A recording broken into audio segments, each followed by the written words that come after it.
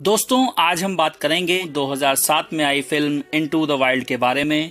इसे लिखा और डायरेक्ट किया है जाने माने एक्टर शॉन पेन ने। ऐसी ही और दिलचस्प मूवीज के बारे में जानने के लिए इस चैनल को सब्सक्राइब करके बेल आइकन को जरूर दबा दीजिए।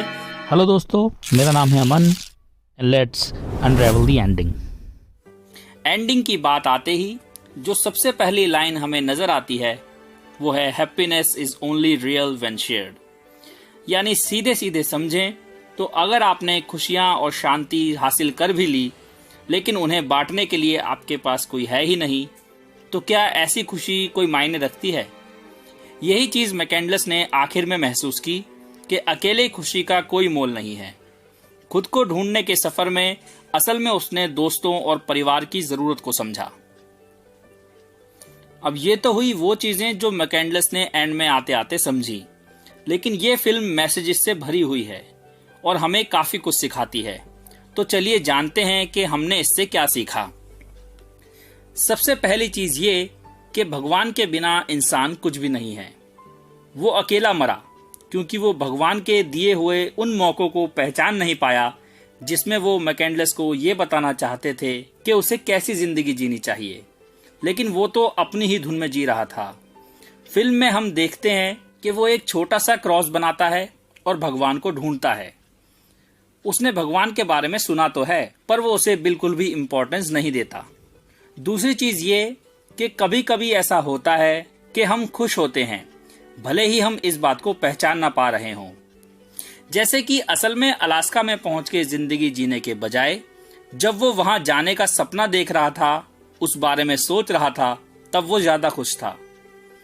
तो जिंदगी एक सफर है और अगर हम सही से पहचान पाएं तो ये सफर भी हमें मंजिल से ज्यादा खुशी दे सकता है। तीसरी चीज ये कि कभी कभी लक एक बहुत बड़ा डिफरेंस क्रिएट कर सकता है। जैसे कि अगर मूज हंटर्स ने उसकी बीमारी के वक्त ही उसे ढूंढ लिया होता तो शायद उसे बचाया जा सकता था और उसे वापस उसके परिवार के पास भेजा जा सकता था। और ऐसा होता तो वो जिंदगी को एक अलग नजरिए से देख पाता। शायद उसके सपने का ही उसकी सजा बन जाना उसकी किस्मत में लिखा था। चौथी चीज है कि माफ करना जिंदगी में सबसे ज्यादा जरूरी है। वो भी चाहता तो अपने माँ बाप को उनके प्यार की कमी के लिए माफ कर सकता था और उसकी जिंदगी कहीं ज्यादा बेहतर हो सकती थी, पर उसने ऐसा नहीं किया। इस फिल्म में हमें एक लाइन सुनने को मिलती है जो पूरी तरह से सार्थक है, When we forgive, we love। अगर वो भी ऐसा करता तो उसके साथ भी कुछ अच्छा ही होता।